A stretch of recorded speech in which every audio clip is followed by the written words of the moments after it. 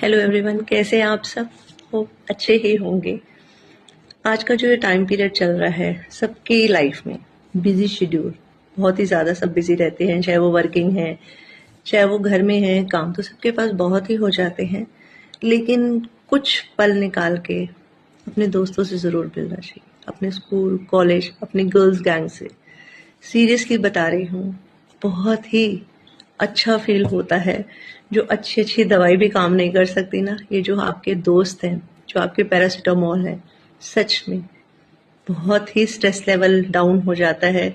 सो अपने दोस्तों से मिलिए, एंजॉय कीजिए, हर मोमेंट को सेलिब्रेट कीजिए, क्योंकि ये पल दोबारा नहीं आते हैं।